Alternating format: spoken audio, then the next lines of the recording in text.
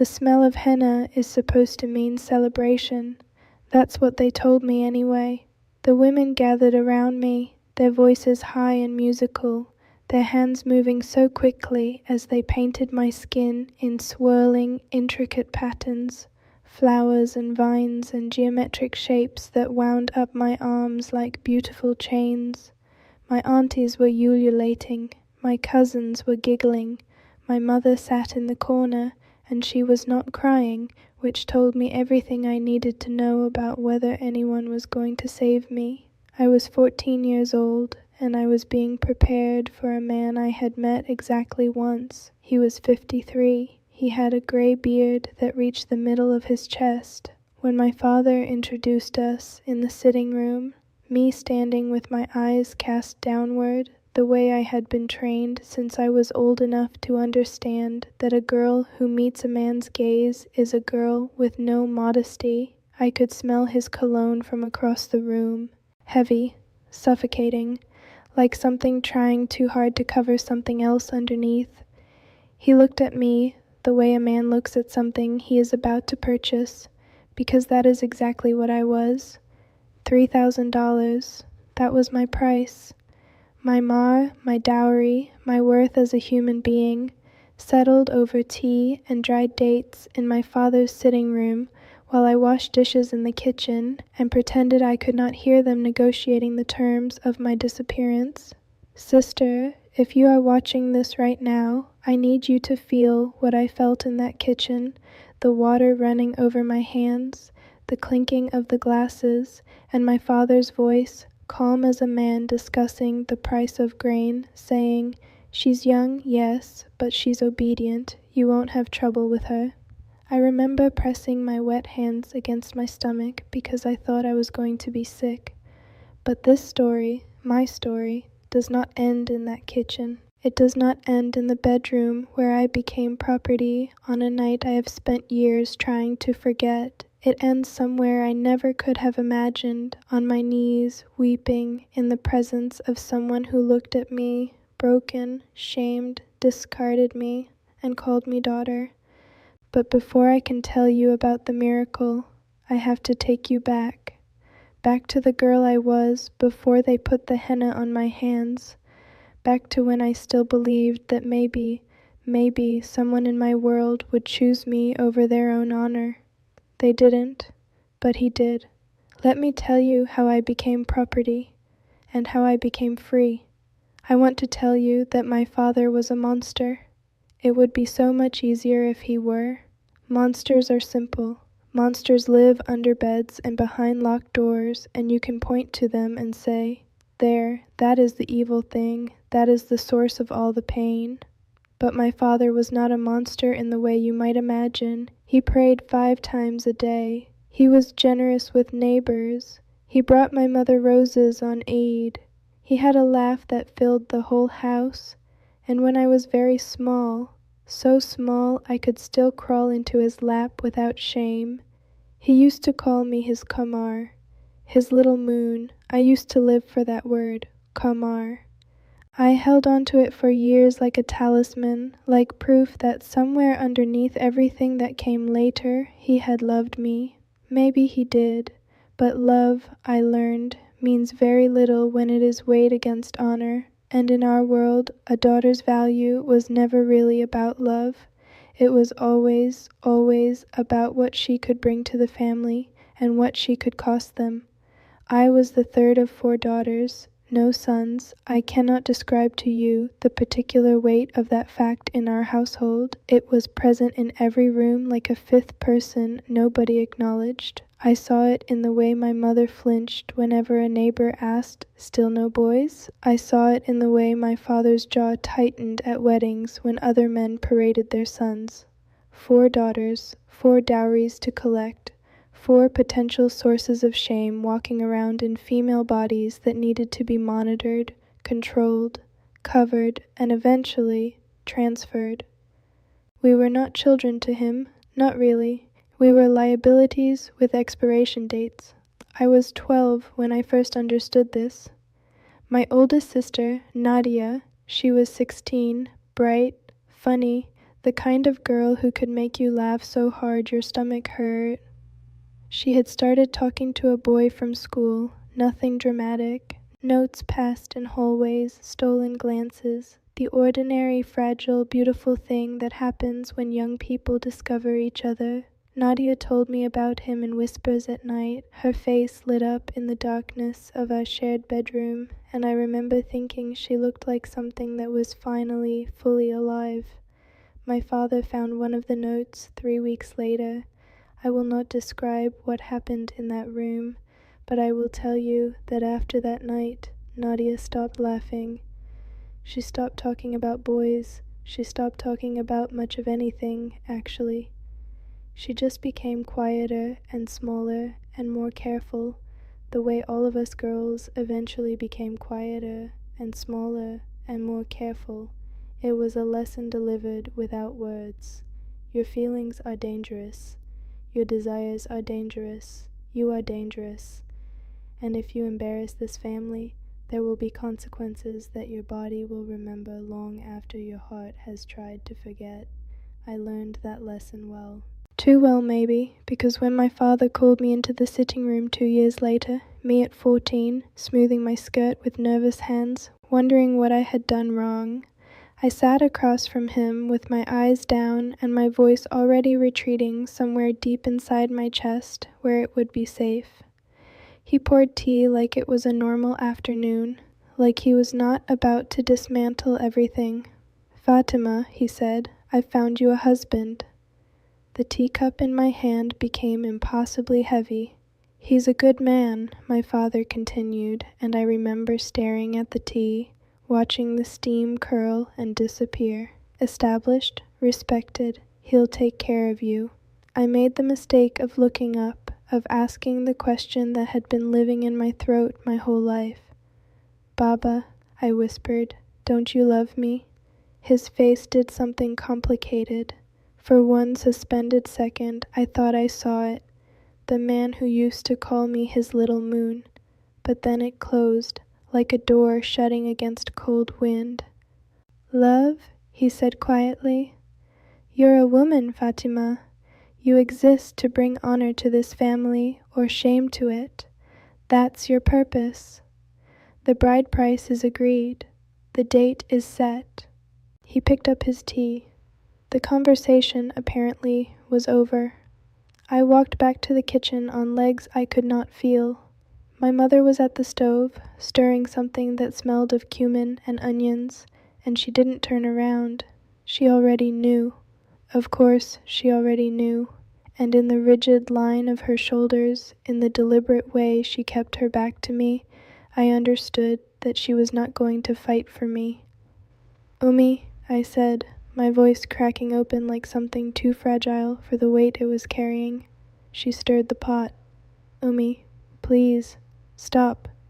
Her voice was flat, exhausted, ancient. "Stop crying.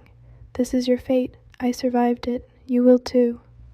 I stood there in that kitchen, 14 years old, surrounded by the smell of my mother's cooking, a smell that had meant safety my entire life, and I felt the floor of my childhood collapse completely beneath my feet. She survived it. That was all she could offer me. Not "I will protect you," not over my dead body, just "I survived it. You will too." And somehow, standing there in that kitchen while my mother refused to turn around, that was the loneliest I had ever been in my entire life. I want you to understand something about the girl I was before all of this unraveled. I was devout, not in the performative way, not the kind of devotion that is really just via wearing a prettier dress. I mean, I genuinely, deeply, with my whole trembling heart believed. I believed that Allah was watching, that He was close, that if I was good enough, quiet enough, obedient enough, modest enough, if I folded myself small enough to fit inside the boundaries drawn around my female life, that He would see me, that He would protect me. I prayed all 5 prayers without being asked. I fasted the full 30 days of Ramadan even at 12 years old, even when my head throbbed and my stomach felt like it was digesting itself. I covered carefully, willingly, because I thought it meant something. I thought it was a conversation between me and God. I honor you, and you will honor me. That was the deal I believed we had. I started to suspect the deal was broken the morning after my father's announcement, when I unrolled my prayer mat before Fajr and knelt in the dark of my bedroom and pressed my forehead to the floor and tried to pray. Really tried. The words came out of my mouth the way they always had, the Arabic flowing automatically, beautifully, the way a river flows whether or not it is being watched.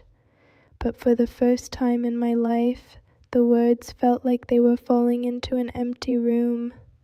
Ya Allah, I whispered into the carpet. I'm 14. I'm afraid. Please don't let this happen to me. Silence. Not peaceful silence. Not the full, warm silence of a presence that doesn't need words. I mean the hollow silence of an empty house. The silence of a line that has been disconnected. I told myself I wasn't praying correctly. I told myself I needed to be more sincere, more focused. I performed wudu again, the ritual washing, water cold on my wrists and face in the dark bathroom. And I went back to the mat and I tried again and again. For weeks I prayed with an intensity that left me physically exhausted, pouring everything I had into those 5 daily conversations with a God I was desperately trying to reach. Nothing changed. The wedding date stayed fixed on the calendar like a nail driven into wood.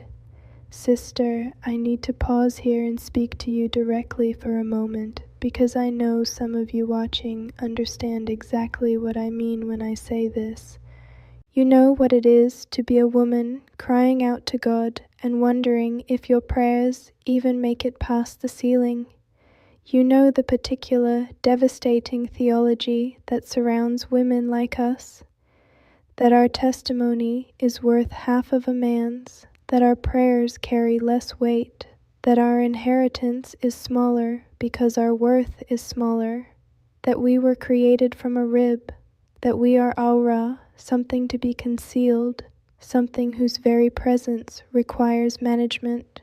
I had absorbed all of it, every word, and somewhere underneath my devotion was a question I was too afraid to ask out loud. Does God even see women? Not as categories, not as vessels for sons or sources of honor, but as people, as individual, irreplaceable, specific human beings with names and fears and dreams, and the right to choose who touches their bodies. I couldn't ask it, even thinking it felt like standing at the edge of a cliff. So instead, I just kept praying, kept folding myself down, kept performing the rituals with increasing desperation, the way you keep knocking on a door long after you've started to suspect nobody is home. On the night before my wedding, the night the women gathered to put henna on my hands, I slipped away from the singing and the ululating and the sweet smell of the paste, and I went to the bathroom, and I locked the door, and I sat on the cold tile floor with my back against the wall, and I did something I had never done in my life. I stopped performing. I stopped reciting the beautiful Arabic words I had memorized at 6 years old. I stopped the postures, the ritual, the choreography of faith. I just sat on that floor in my white cotton slip, with henna drying on my hands like beautiful, intricate shackles, and I spoke in my own language, in my own broken voice, like a child who has run out of everything. If you are real, I whispered, and if you can hear me, please, I don't want to die, because that is what this feels like. It feels like dying. Please, if you exist, if you care, if women matter to you at all, show me, please. The music from the other room drifted under the door. Someone laughed. A baby cried somewhere in the house and was quickly hushed. And in that bathroom, on that cold tile floor, the silence was absolute. I dried my eyes on the back of my henna-painted hand. I stood up. I looked at myself in the small mirror above the sink, a 14-year-old girl with swollen eyes and decorated hands and a white dress hanging on the door behind her, and I thought, God doesn't hear women. Or maybe he hears us, he just doesn't answer. I turned off the bathroom light and went back to the party, and I told myself to stop expecting rescue. I told myself to become what they needed me to be. I told myself, just survive it, the way Ummi survived it, just survive. I didn't know then that the God who would answer me was not the one I'd been praying to.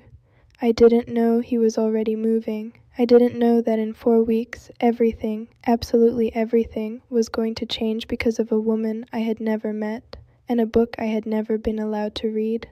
Her name was Miriam, and she smelled like rosewater and old books. She was my husband's neighbor, a widow in her 60s, with silver-streaked hair she didn't always bother to cover, which in our neighborhood was the kind of detail people whispered about over fence walls. She had kind eyes and a slight limp from an old injury she never explained, and in those first suffocating weeks of my marriage, when my entire world had contracted to the 4 walls of a house that didn't feel like mine and a life that felt like wearing someone else's skin, she was the only person who ever looked at me like she actually saw me. Not my function, not my purpose, me.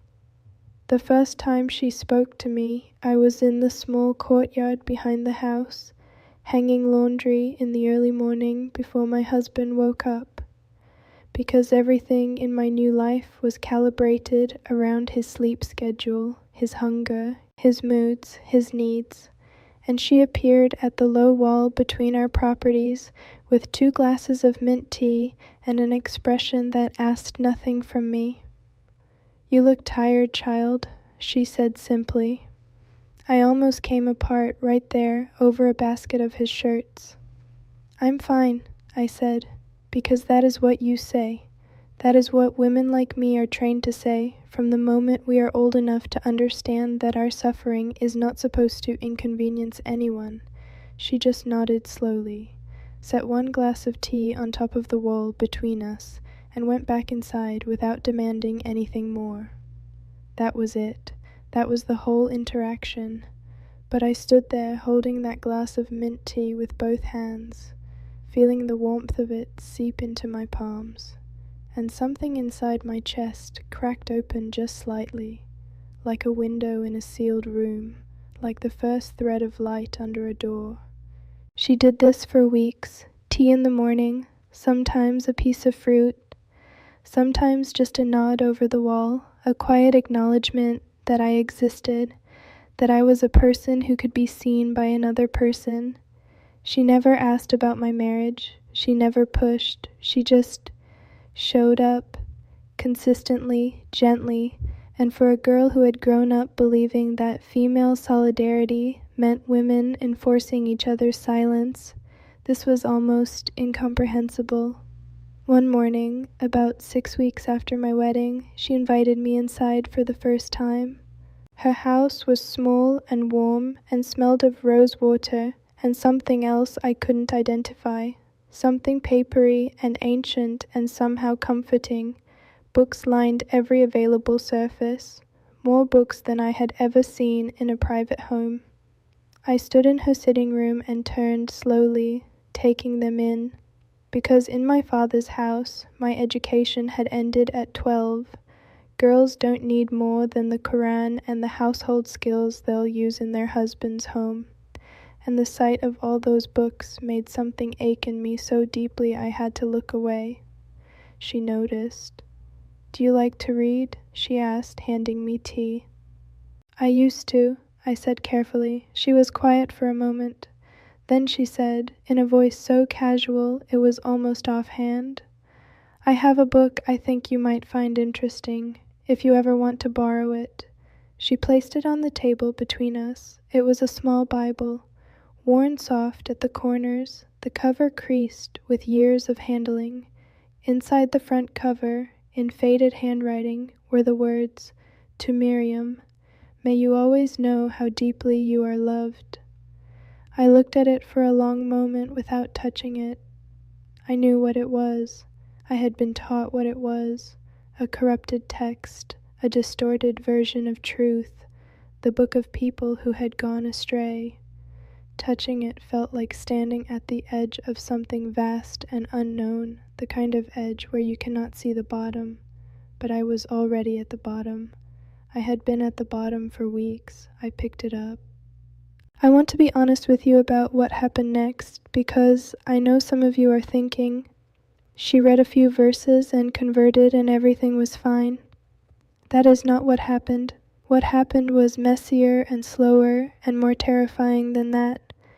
I took the Bible home hidden inside my marketing bag, and I stuffed it under the loose floorboard beneath the bedroom wardrobe, and I didn't touch it for 5 days because every time I thought about it, my heart raced with something that was equal parts longing and terror. On the 5th night, when my husband was away and the house was finally, blessedly silent, I retrieved it. I read by the light of my phone, under the blanket, like a child reading with a forbidden torch. My hands were shaking, not from cold. I didn't know where to start, so I just opened it somewhere in the middle, the way you sometimes do when you need something and you don't know what. I landed in the Gospel of John, chapter 4, and I started reading about a woman, a Samaritan woman, drawing water from a well in the middle of the day, which, I would later understand, meant she came at the hottest hour to avoid the other women, because she was the kind of woman that other people avoided. She was that woman, the one with the complicated history, the one with too many husbands, the one who had been used and passed and used again, and Jesus was sitting at the well. He spoke to her first.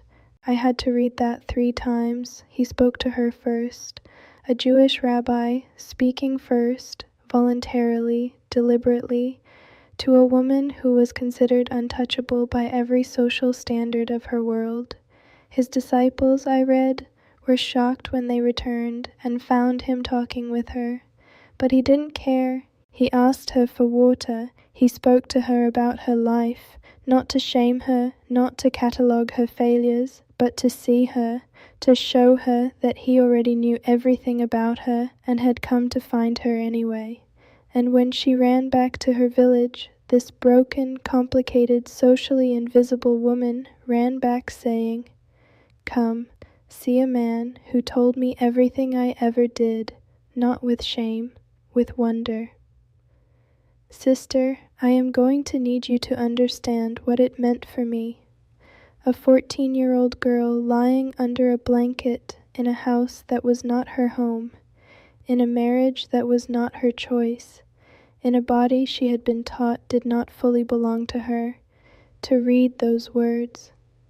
I read them again and again until the screen blurred. He talked to her. He saw her. He didn't look away. I kept reading. I found the woman caught in adultery, every man in the story ready to destroy her, and Jesus kneeling in the dirt, writing something in the dust, and saying quietly, "Let he who is without sin cast the first stone." The men left, and he looked at her, and asked, "Woman, where are your accusers?" They were gone. "Neither do I condemn you." I pressed the Bible against my chest in the dark under that blanket, and I cried in a way I hadn't cried since the bathroom floor on the night of my henna, not the tight, silent, controlled crying I had perfected as a survival skill. The other kind, the deep kind, the kind that comes from somewhere below your ribs and shakes your whole body. Because nobody, in my entire 14 years of life, had ever said those words over me. Neither do I condemn you. Every authority in my world had been built on condemnation, on shame, on the constant grinding evaluation of whether I was modest enough, quiet enough, obedient enough, valuable enough. My worth had always been conditional, always dependent on what I could give, what I could produce, what I could endure.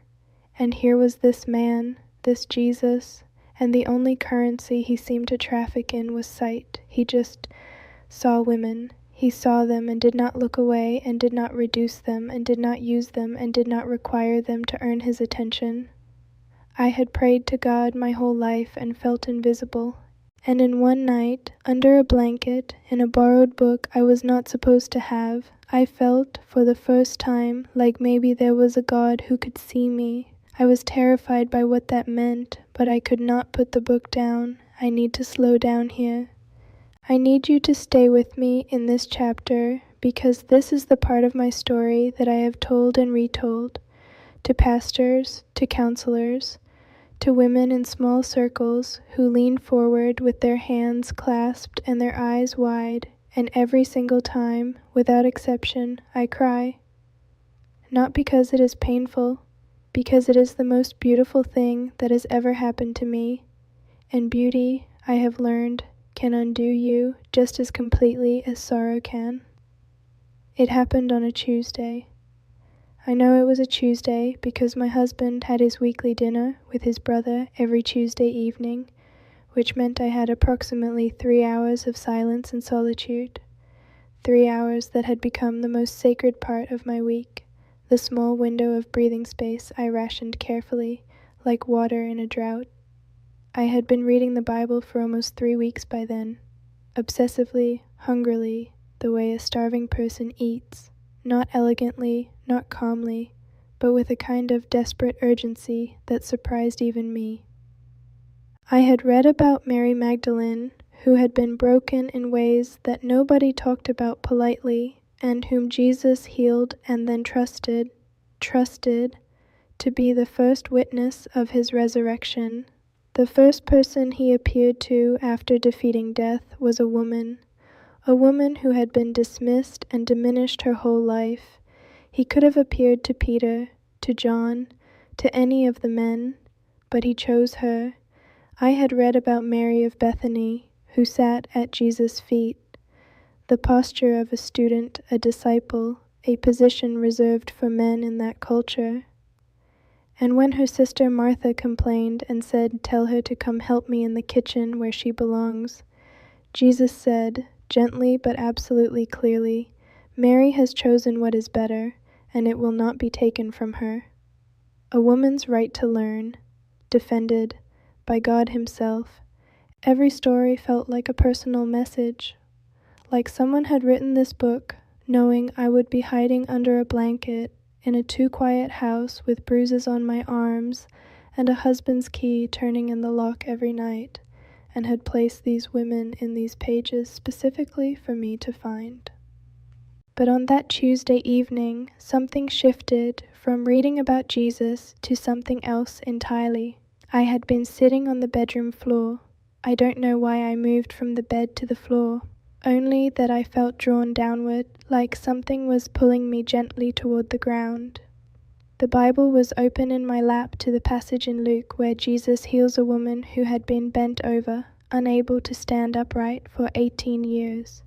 18 years of looking at the ground, 18 years of being unable to lift her face, and Jesus saw her across a crowded room, not her family, not her neighbors, nobody who had seen her suffering for 18 long years. He saw her, and he called her to him, and he said, "Woman, you are set free from your infirmity." And he placed his hands on her, and immediately she straightened up. I was reading those words when the room changed. I don't know how else to describe it. I am not a dramatic person by nature. I am not someone who exaggerates or embellishes. If anything, I have spent most of my life minimizing, shrinking, making things smaller than they are so they would be easier for others to digest. So when I tell you that the room changed, I need you to understand that I am choosing that word carefully because it is the only accurate one. The quality of the air shifted. The light, it was late afternoon, golden and slanted through the small window, seemed to become something other than ordinary light, warmer, fuller, the way sunlight feels sometimes when it comes through stained glass, except I had no stained glass, just a plain window with a cotton curtain. And I felt a presence in that room that was so palpably real that I instinctively looked up from the page, and then I heard it. Not with my ears. I want to be precise about this because it matters. It was not an audible voice the way my husband's voice was audible or the way traffic outside was audible. It was more like a voice that bypassed my ears entirely and arrived directly in the center of my chest, like a hand pressed gently over my heart. Clear, unhurried, tender in a way that made every other experience of tenderness in my life feel like a pale imitation of this. Fatima, just my name. My name spoken the way nobody had spoken it since I was small enough to sit in my father's lap. Not as a summons, not as a demand, as a recognition, as if my name in his mouth meant I know exactly who you are, and I came here specifically for you. I did not move. I could not move. I sat on that floor with the Bible in my lap and tears running down my face before I had even consciously registered that I was crying, and I whispered back, barely a sound, barely breath, "Who are you?" And the answer came the same way, directly into the center of me. I am. 2 words. But sister, those 2 words contained something I cannot fully articulate even now, years later, with a language and a faith and a community to help me find words for things. Those 2 words carried the weight of everything, of eternity, of a being so vast and so ancient and so beyond my comprehension that I should have been terrified, and instead I felt the most profound, devastating relief I had ever experienced in my life, like finally reaching the shore after years of drowning, like setting down a weight I had been carrying so long I had forgotten it wasn't part of my body. And then, and this is the part I cry every time, I felt it. I felt him kneel, not physically.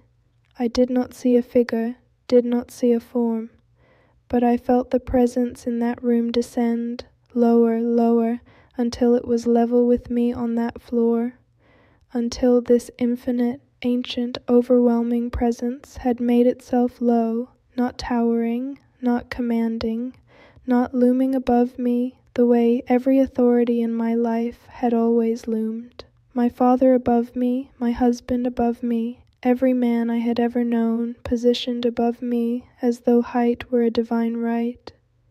He came down to where I was, and in that posture, that incomprehensible voluntary humility, he said something that cracked me open from the inside and has been slowly, painstakingly rebuilding me ever since.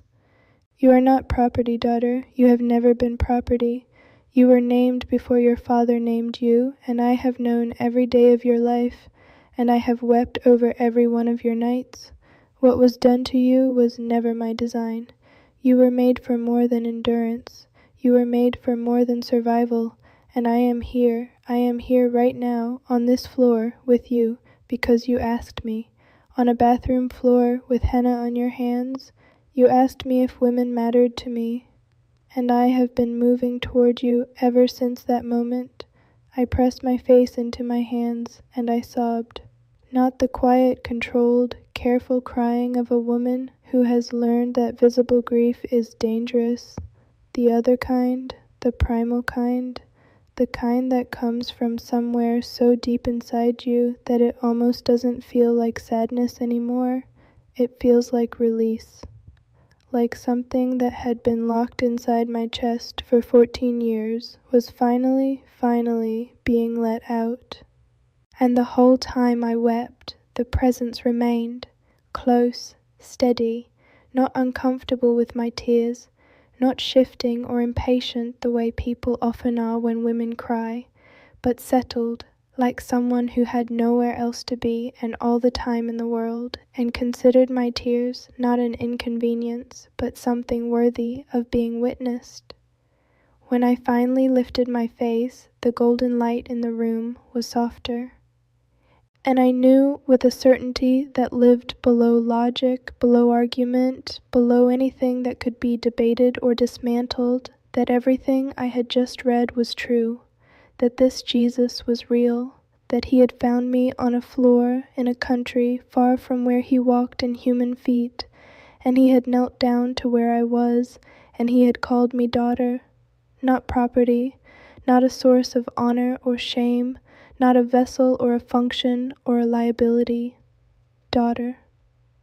I stayed on that floor for a long time after the presence faded, not because I was afraid to move, but because I wanted to hold on to every second of it, to press it into my memory like a flower between the pages of a book, preserved, something I could return to on the days when the walls of that house closed in and my husband's key turned in the lock and the weight of my life threatened to crush me flat again. I had gone into that bedroom as a girl who believed God didn't hear women. I came out of it knowing that the God who created the universe had come to a bedroom floor to find me personally, and nothing was ever going to be the same again. Here is something nobody tells you about encountering God. It doesn't make your circumstances disappear. I wish I could tell you that after that Tuesday evening, after that presence, that voice, that extraordinary tenderness on a bedroom floor, I woke up the next morning and my life was different, that my husband was kinder, that the walls of that house felt less like a prison, that the fear that lived permanently in my stomach like a cold stone simply dissolved. It didn't. If anything, the weeks that followed were some of the hardest of my life, because now I was carrying something, a secret that was also a fire, a truth that was also a danger, and I had nobody to carry it with me. I could not tell my husband. I could not tell my mother. I could not tell the women in the neighborhood who gathered on Thursday afternoons to drink tea and talk about nothing dangerous, nothing real, nothing that would cost them anything. The only person I could tell was Miriam. I went to her the morning after. I stood at her door with the Bible held against my chest under my abaya, and when she opened the door and looked at my face, really looked the way she always did, she simply stepped aside and said, "Come in, child. I've been expecting you." I told her everything, about the floor, about the light, about the voice that wasn't a voice, the presence that made itself low, about the word daughter landing in my chest like something that had always belonged there and had just been returned to its rightful place. She listened without interrupting. When I finished, she was quiet for a long moment. Then she reached across the table and covered my henna-scarred hands with her old, warm ones and said, "He found me the same way, 30 years ago, on a floor just like yours." We sat together in her kitchen and wept, and I understood for the first time what female solidarity truly meant, not women enforcing each other's silence, not mothers teaching daughters to survive by shrinking, but this, two women on either side of their suffering, holding each other's hands, saying, "I see you, I believe you, you are not alone." But the crisis was already building. My husband had been growing suspicious for weeks. I didn't know exactly what had changed in my demeanor. Maybe it was the way I had stopped flinching quite so dramatically. Maybe it was the way I sometimes forgot to arrange my face into the appropriate blankness before he walked into a room. Maybe it was simply that a woman who has been touched by the living God cannot fully pretend anymore, cannot quite complete the performance of absolute nothingness that had been required of her before. Whatever it was, he noticed, the evening it came to a head began like all the worst evenings in that house. Quietly, he came home from work and the atmosphere changed the way it always changed when something was wrong, the air pressure dropping like before a storm, that particular silence that was louder than shouting. I moved carefully. I served dinner carefully. I said the right things in the right tone. I was a woman walking through a minefield she had memorized, placing each foot exactly where it needed to go, and then he found the Bible. I had moved it from under the floorboard a week earlier. The loose board had become slightly less loose, and I had been meaning to find a new hiding place, and I had tucked it temporarily between folded blankets on the high shelf of the wardrobe where he never reached. He reached that evening. I was in the kitchen when I heard the wardrobe opening. I heard the particular silence that followed, which was different from regular silence, the way a held breath is different from regular breathing. And then I heard his footsteps, and I turned from the stove, and he was standing in the kitchen doorway, holding the Bible in one hand, and his face. "Sister, I have seen my husband angry many times. I knew every variation of his anger, the way you learn to read weather, the low-pressure systems, the warning signs, the particular quality of light before a storm breaks. But this was something I had never seen on his face before. This was not the ordinary anger of a man who believes his property has disobeyed him. This was the specific, ancient, almost religious fury of a man who believes he has been profoundly betrayed. What is this? Not a question, a verdict. It belongs to the neighbor, I started. Don't. He set the Bible on the kitchen counter with a deliberateness that was somehow more frightening than if he had thrown it. Don't insult me with a lie. I can see it in your face. How long? I stood in that kitchen with the stove burning behind me, and I made a decision in the space of a single breath, a decision that my whole life had trained me not to make, that every lesson I had ever been taught about survival screamed at me to reverse. I told the truth. Months, I said. My voice was shaking, but it did not disappear. I have been reading it for months, and I believe it. I believe in Jesus, and I am not going to pretend otherwise. The silence that followed those words was the longest of my life. I want you to feel what I felt in that silence, because I need you to understand what it cost to speak those words. I was 15 years old. I was alone in a house with a man who had never once treated me as a full human being. I had no money, no family who would take my side, no legal recourse in a system where my testimony was worth half of his, no plan, no safety net. All I had was the memory of a bedroom floor and a voice that called me daughter, and somehow, that was enough to keep me standing. He moved toward me. I did not back away, which surprised us both. And then the miracle happened. Not a dramatic one. Not fire from heaven or an angel with a sword, though I would not have objected to either. The miracle was this. His phone rang. He stopped. He looked at the phone in his pocket, back at me, at the phone again. It rang a second time, and something shifted in his face, obligation overriding rage, the way it sometimes mercifully does, and he answered it. I heard his brother's voice on the other end, urgent about something, and I watched my husband turn away from me and walk toward the front room still talking. I stood in that kitchen for exactly 3 seconds. Then I moved. I turned off the stove.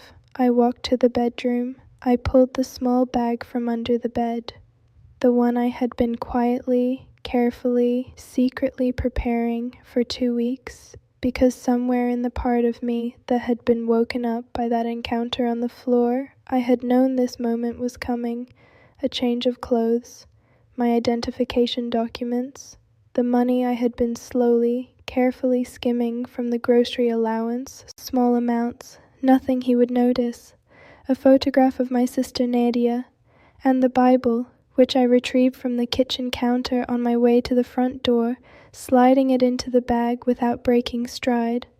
My husband was still on the phone, his back to me, standing at the window. I looked at him for a moment from across the room. This man who had purchased me, who had believed so completely that I was his property that the concept of my interior life had never once occurred to him. and I felt something I had not expected to feel in that moment. Not hatred, not triumph, but something closer to grief. Grief for what a marriage could have been if we had both been raised in a world that knew how to love people correctly.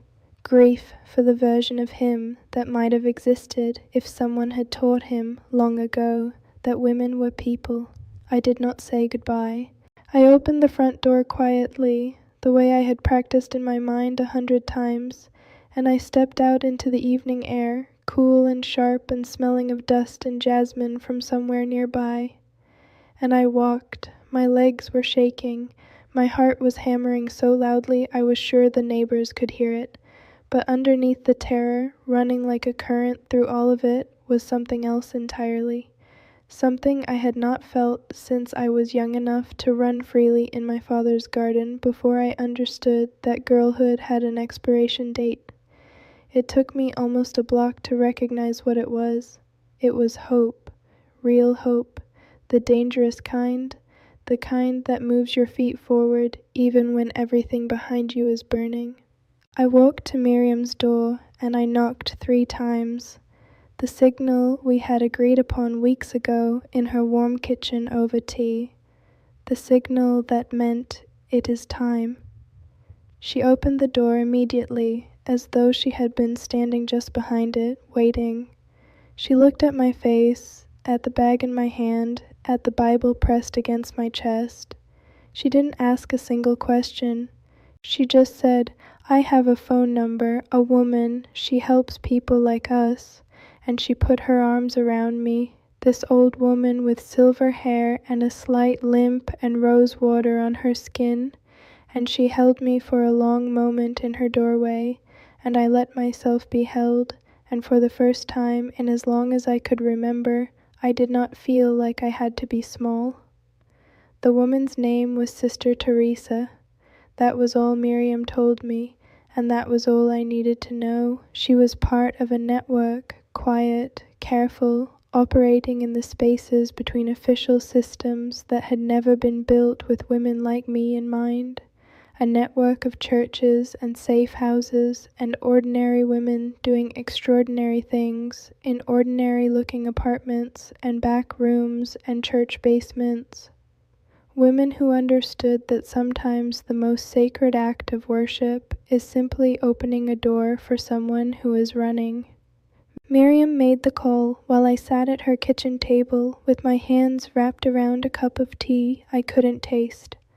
I listened to her voice, low, calm, using words that were clearly a kind of code. And I watched the steam rise from my cup, and I thought about my mother, about Nadia, about my other sisters still sleeping in the bedroom we had all shared, still waking up every morning under my father's roof, still having their worth calculated in silence and subtraction. I could not save them that night. That is something I have had to learn to live with, the specific grief of leaving people behind. Not because you don't love them, but because you cannot stay and survive, and a dead woman saves nobody. The women who taught me that were right, but knowing something is true and making peace with it are 2 entirely different things, and I will not pretend the distinction is small. Sister Teresa arrived within the hour. I don't know what I expected. Someone dramatic, perhaps. Someone with the bearing of a woman who regularly did dangerous things.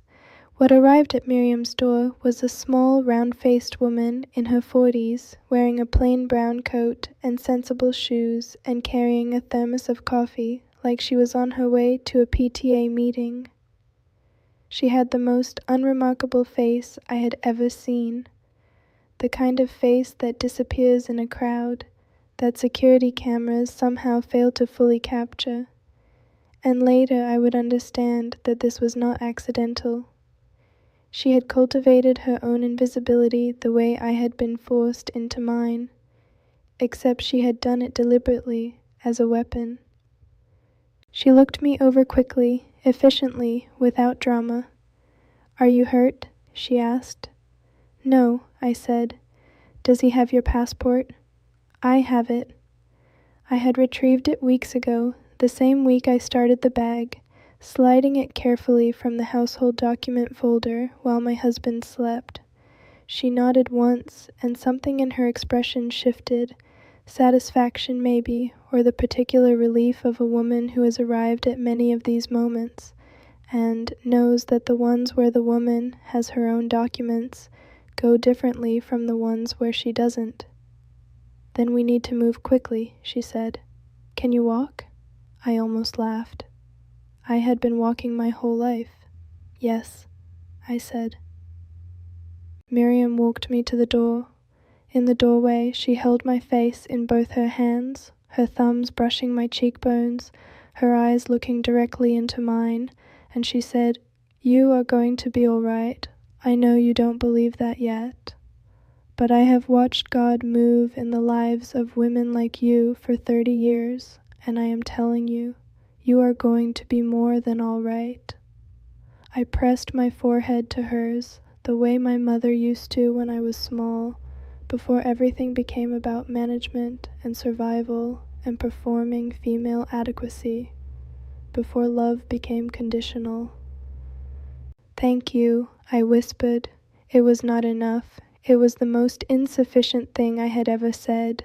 But she squeezed my hands and let me go, and I turned and followed Sister Teresa into the dark street, and I did not look back, because I had learned by then that looking back has a cost. The first night I spent in a room above a church, a small room with a single bed and a window that looked out onto a courtyard where pigeons slept on a stone ledge, and a wooden cross on the wall that I sat and looked at for a very long time in the dark. It was the first night in over a year that I fell asleep without listening for footsteps, without calibrating my breathing to the rhythms of someone else's mood, without the particular exhaustion of a woman who has been on high alert so long that her nervous system has forgotten what rest feels like. I slept for 11 hours. I woke up and cried, because I couldn't remember the last time I'd done that either. The network moved me twice in the first week. A precaution, Sister Teresa explained, for the first period when people are still being searched for, when the anger is still fresh, and the family is still making calls, and the community is still mobilized by the humiliation of a woman who left. I was not naive enough to believe I was not being looked for. My husband's pride was enormous. My father's sense of honor was enormous. The shame of a daughter who had not only left her husband but had apparently converted to Christianity was the kind of shame that could follow a family for a generation. I thought about that as I was moved from the church room to a small apartment above a seamstress shop where a woman named Henna lived with her teenage daughter.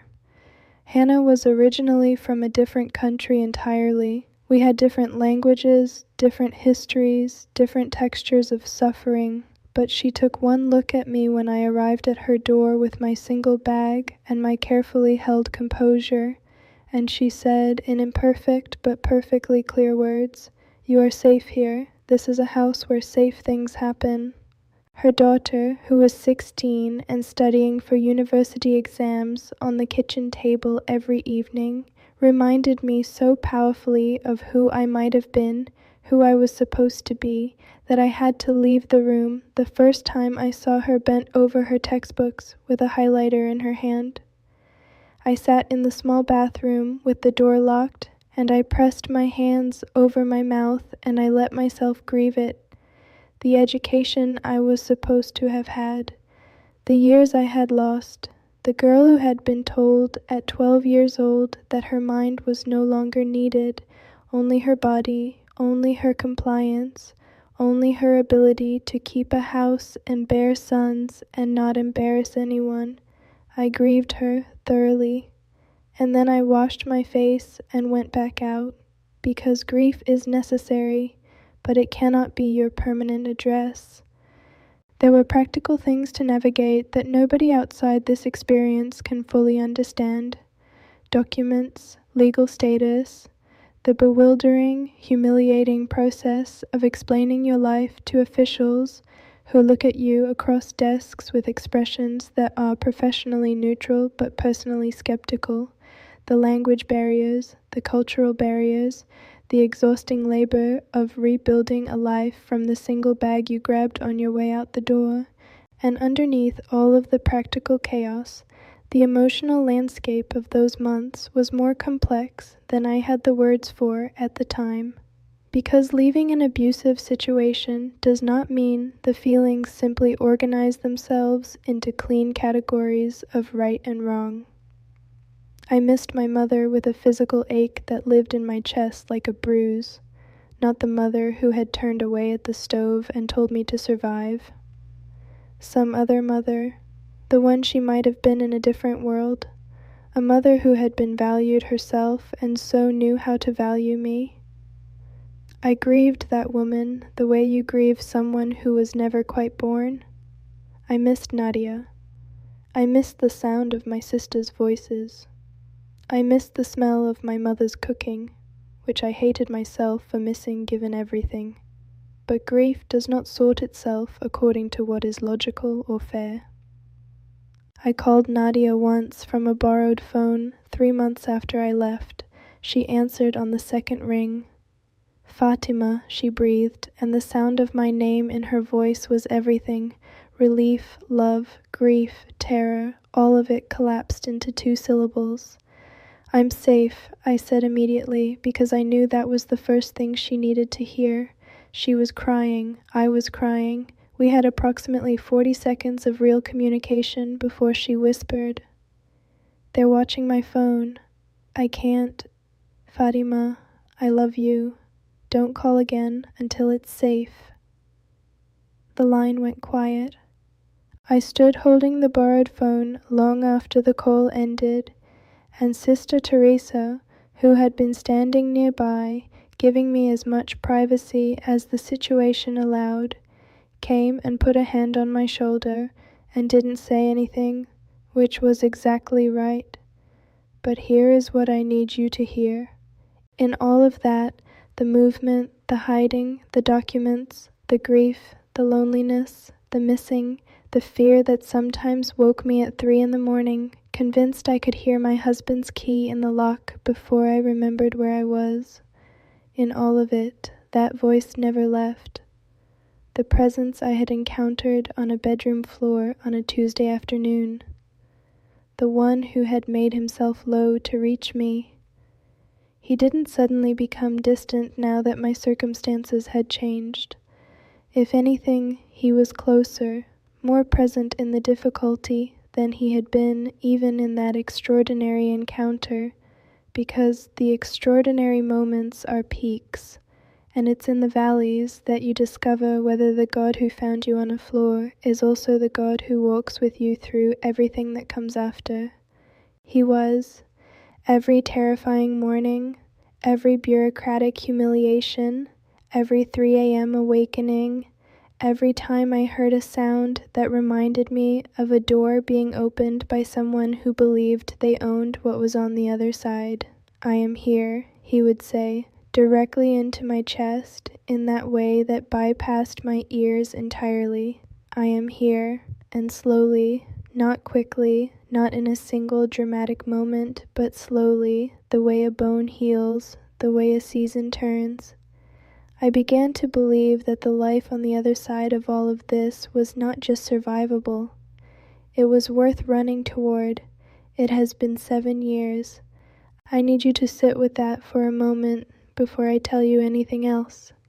7 years, because when I was 15 years old, crouched in a corner of a strange room above a seamstress shop with a single bag and a borrowed Bible and a grief so enormous it had no edges, 7 years felt like a number that belonged to someone else's life, a life I could not imagine inhabiting, a future that existed perhaps for other women, stronger women, women who had not been broken in the specific ways I had been broken. But here I am, and I want to tell you what here looks like because I think sometimes in these stories we rush past the after We treat it like a footnote, like a brief, reassuring postscript after the real drama, and I don't want to do that, because the after is not a footnote. The after is the whole point. The after is what I ran toward on legs that were shaking, and it deserves to be described with the same care as everything that came before it. I have my own apartment, small, warm, filled with books, more books than Miriam had, which is something I consider a personal achievement. I have a window above my kitchen sink that looks out onto a tree that turns extraordinary colors in autumn, and I have stood at that sink, washing dishes, and looked at that tree, and wept with pure gratitude more times than I can count, because I am washing my own dishes, in my own kitchen, in my own home, and nobody is going to walk through that door and evaluate my adequacy as a human being. I am studying. I was 22 before I sat in a classroom again, and I will not pretend it wasn't terrifying. Sitting among students who were 18, who had never had their education interrupted by being sold, who took for granted the extraordinary privilege of being in a room where their minds were wanted. But I sat in that classroom. I did the work. I am still doing the work, because learning, I have discovered, is one of the most quietly radical things a woman who was told her mind didn't matter can do with her freedom. I found a church, a small one, full of ordinary people with complicated histories and imperfect faith and genuine love, which is, I have learned, exactly what church is supposed to be. The first Sunday I walked through the doors, I stood in the back and watched a woman stand at the front and read from Scripture, a woman standing at the front, her voice filling the room with holy words. And I had to grip the back of the last pew with both hands to keep myself upright, because in that single image was everything I had been told was impossible, a woman's voice, carrying truth, in a sacred space, welcomed. I go every week. I was baptized on a Sunday in March, 3 years after I left. I wore a white dress, deliberately, intentionally, reclamatorily white, because I had worn white once before under circumstances that felt like a funeral, and I needed to redeem the color. I needed to stand in water and come up wearing white, and have it mean something entirely different from what white had meant to me before. Sister Teresa was there. Henna was there with her daughter, who by then had started university, and Miriam, my Miriam, who had moved to be closer to family in her older age. Miriam had traveled 4 hours on a train to stand at the edge of that water and watch me come up out of it. When I surfaced, she was the first face I saw. She was crying. I was crying. Everybody, frankly, was crying. It was the best day of my life.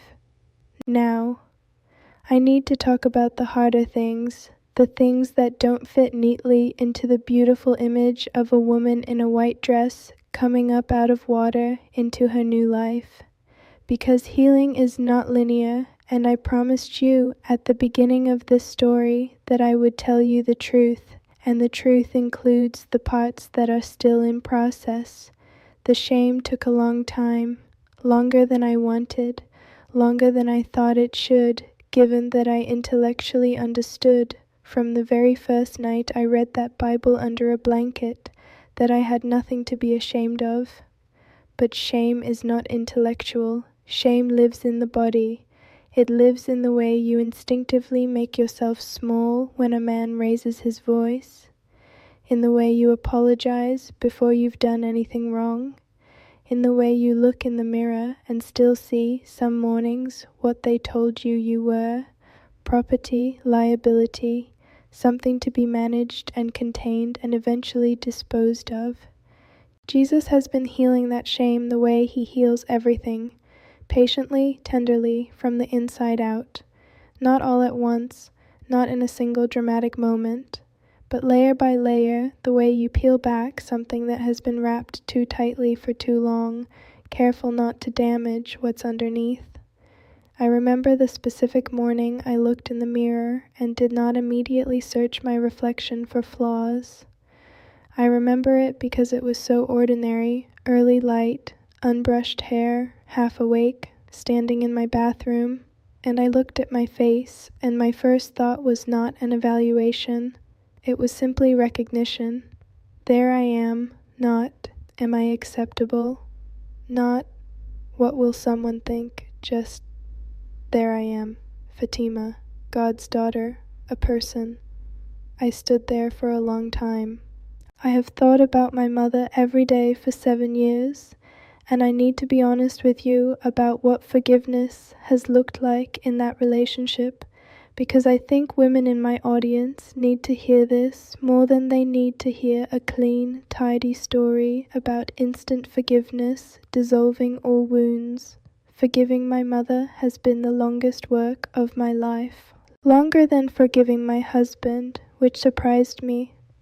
But I think it surprised me because I expected more from her, because she was a woman, because she knew. She had lived inside the same system, had felt its weight on her own shoulders, and she had chosen to pass it down instead of standing between it and me.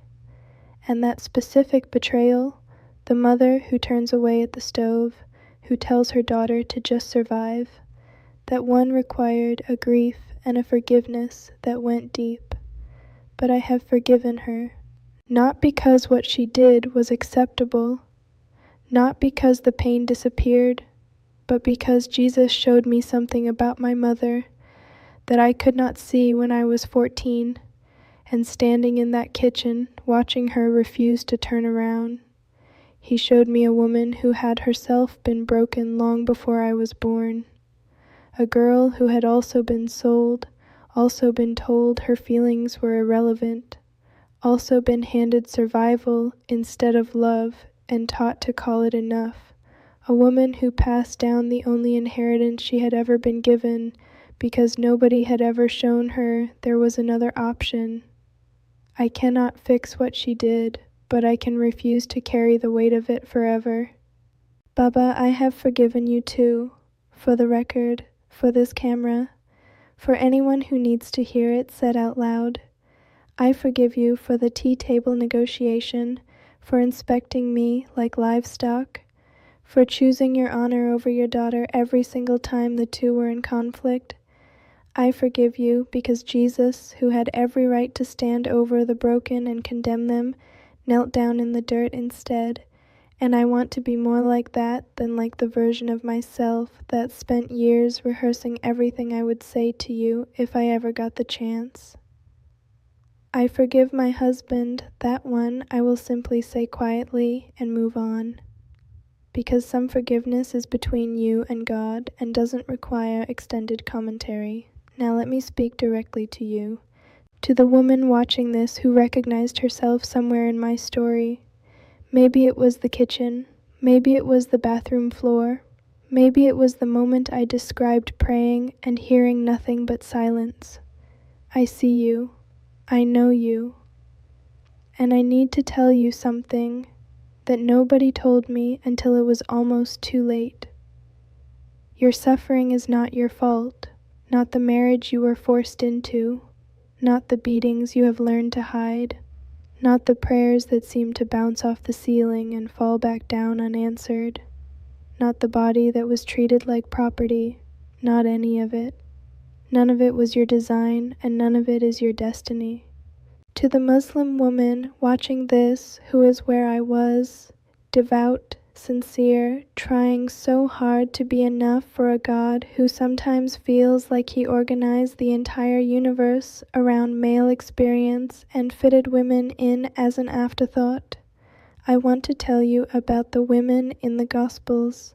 I want to tell you about the woman at the well, who he sought out specifically, about Mary Magdalene, who he trusted first, about the bent woman who hadn't stood upright in 18 years, whom he called to himself across a crowded room.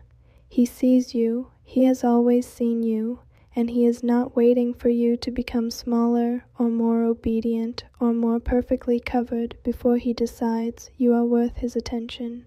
You are worth His attention exactly as you are, exactly where you are, on whatever floor you are currently sitting on.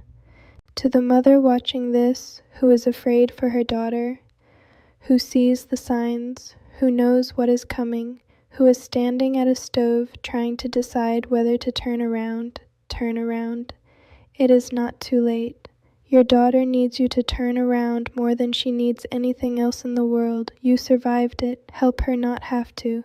To the daughter watching this, who is afraid of her father, who knows the calculation by heart, who has been told her entire life that her worth is conditional, that her feelings are irrelevant, that her body is a negotiating tool in someone else's transaction, I need you to hear this clearly and carry it with you. You are not a transaction. You are a person. You are irreplaceable. You were known before you were born, and you are loved in a way that has no conditions attached to it, and there is a God who will kneel on a floor to reach you and call you daughter, and mean it with the whole weight of eternity. And if you are in danger right now, real, immediate danger, please reach out. There are women like Sister Teresa everywhere. Networks of ordinary women doing extraordinary things in ordinary-looking apartments and church basements and seamstress shops. You are not as alone as they have made you feel. You are never as alone as they have made you feel. I want to pray with you before I go. If you are willing, wherever you are, in your car, in your kitchen, in a bathroom with the door locked, I want you to close your eyes and just breathe. And repeat after me, in whatever language lives closest to your heart. Jesus, I don't know very much about you yet, but I know that you see women. I know that you kneel down. I know that you called a woman at a well, and a woman caught in shame, and a woman who hadn't stood upright in 18 years. And you saw them, and you healed them, and you sent them back into the world with something to say. I have something to say too. I am here. I am broken in places I don't have words for yet. I have been told my whole life that I am worth less than a man, less than honor, less than the opinion of people who never love me correctly. But I am asking you, the way a girl once asked you from a bathroom floor with henna on her hands, if you are real, and if you can hear me, and if women matter to you, show me, call me daughter, and teach me, slowly, what it means to be free. Sister, that prayer changed my life. I believe with everything I am that it can change yours too. My name is Fatima. I was sold for $3,000 when I was 14 years old, and I am God's daughter. Nobody will ever sell me again.